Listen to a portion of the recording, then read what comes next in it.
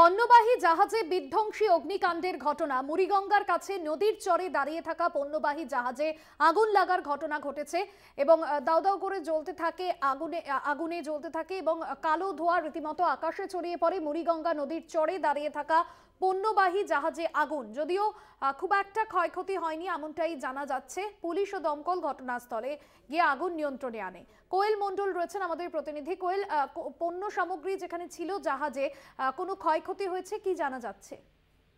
একদমই, দেখো ভাস্বতী, তোমাকে জানিয়ে রাখবো আজকে সকাল 10টা নাগাদ আচমকাই কিন্তু লট নাম্বার 8-এর যে এসপি অফিস রয়েছে সেই এসপি অফিসের পেছনে একটি পণ্যবাহী জাহাজ, তাতে আচমকাই আগুন লাগে এবং দ্রুততার সঙ্গে সেই আগুন ছড়িয়ে পড়ে জাহাজের ইঞ্জিন থেকে একেবারেই গোটা জাহাজের কেবিনের মধ্যে এবং সেই আগুন কিন্তু একটা সময় দাউ দাউ আকারে জ্বলতে শুরু করে। প্রচন্ড কালো ধোঁয়া বেরোতে থাকে, গোটা এলাকা কালো ধোঁয়ায় ছেয়ে যায় এবং ঘটনার খবর পেয়েই ঘটনাস্থলে পৌঁছয় দমকল বাহিনী এবং একটি দমকলের ইঞ্জিন। পাশাপাশি উপস্থিত হয় ওই ঘটনাস্থলে হারুট পয়েন্ট কোস্টাল থানার বিশাল পুলিশ বাহিনী।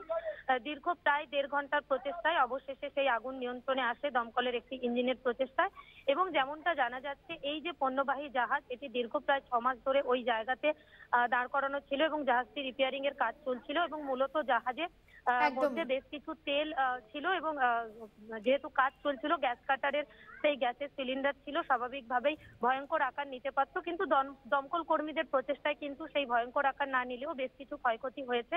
এখনো পর্যন্ত সেই ক্ষয়ক্ষতির ঠিক পরিমাপ কত সেটা এখনো পর্যন্ত জানা যায়নি, তবে 1.5 ঘন্টার প্রচেষ্টায় আগুন সম্পূর্ণভাবে নিয়ন্ত্রণে এসেছে। কোনো রকম এই ঘটনায়, অগ্নিকাণ্ডের ঘটনায় কিন্তু লাইফ লসের কোনো রকম ঘটনা ঘটেনি। ভাস্বতী, ধন্যবাদ জানাবো কোয়েল।